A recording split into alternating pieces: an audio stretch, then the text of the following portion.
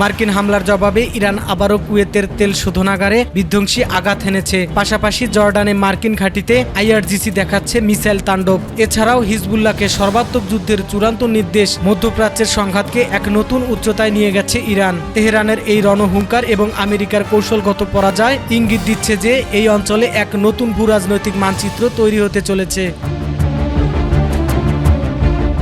আন্তর্জাতিক গণমাধ্যম Al Jazeera এবং রয়টার্সের সর্বশেষ প্রতিবেদন অনুযায়ী মার্কিন উস্কানিমূলক হামলার দাঁতভাঙা জবাব দিতে শুরু করেছে ইরান। গত 18 জুলাই কুয়েতের একটি কৌশলগত তেল শোধনাগারে পরপর ড্রোন ও ক্ষেপণাস্ত্র হামলা চালিয়েছে ইরান। কুয়েতে পেট্রোলিয়াম কর্পোরেশনে হামলার সত্যতা নিশ্চিত করেছে আন্তর্জাতিক গণমাধ্যমগুলো।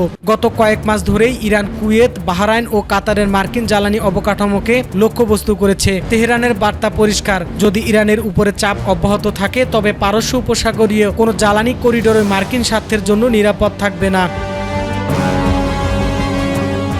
লড়াইয়ের তীব্রতা কেবল কুয়েতেই সীমাবদ্ধ থাকেনি, তা ছড়িয়ে পড়েছে জর্ডানেও। জর্ডানের আল আজরাক বিমান ঘাঁটিতে মার্কিন সেন্ট্রাল কমান্ডের অন্যতম প্রধান শক্তি কেন্দ্রে নাসর অভিযানের মাধ্যমে ভয়াবহ হামলা চালিয়েছে ইরানের এলিট ফোর্স আইআরজিসি। ইরোনা ও ফার্স নিউজ এর দাবি অনুযায়ী ইরানের ব্যালিস্টিক ক্ষেপণাস্ত্রের আঘাতে বেশ কয়েকটি মার্কিন F-35 এবং F-16 যুদ্ধবিমান ক্ষতিগ্রস্ত হয়েছে। যদিও জর্ডান সেনাবাহিনী ক্ষয়ক্ষতির মাত্রা সীমিত বলে দাবি করেছে, কিন্তু ইউটিউবে প্রকাশিত এবং টাইমস অব ইসরায়েলের বিশ্লেষণে উঠে আসা ভিডিওগুলো মার্কিন সামরিক ক্ষয়ক্ষতির দুর্বলতাকেই বিশ্বমঞ্চে উন্মোচন করেছে।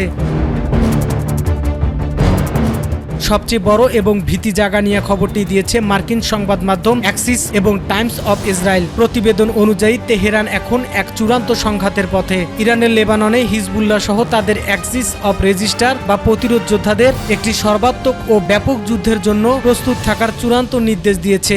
এতদিন ইরান হিজবুল্লাহকে কিছুটা সমঝোতা থাকার পরামর্শ দিলেও ট্রাম্প প্রশাসনের সাম্প্রতিক হামলায় ইরানের দক্ষিণ উপকূলীয় অঞ্চল ক্ষতিগ্রস্ত হওয়ায় তেহরান এখন পূর্ণাঙ্গ যুদ্ধের হুমকিকে হাতিয়ার হিসেবে ব্যবহার করছে।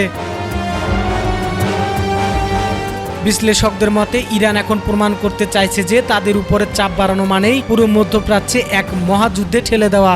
লোহিত সাগর থেকে হরমুজ প্রণালী সর্বক্ষণেই এখন মার্কিন ঘাঁটি এবং শিপিং লেনগুলো ইরানের নিশানায়। ট্রাম্প প্রশাসনের কঠোর নীতি ইরানকে দমাতে তো পারেনি, বরং তাদের আবারও আক্রমণাত্মক করে তুলেছে। মার্কিন দম্ভ চূর্ণ করে ইরান ও তার মিত্ররা কি তবে মধ্যপ্রাচ্য থেকে পশ্চিমা সাম্রাজ্যবাদের বিদায়ের ঘণ্টা চূড়ান্তভাবে বাজিয়ে দিতে চলেছে?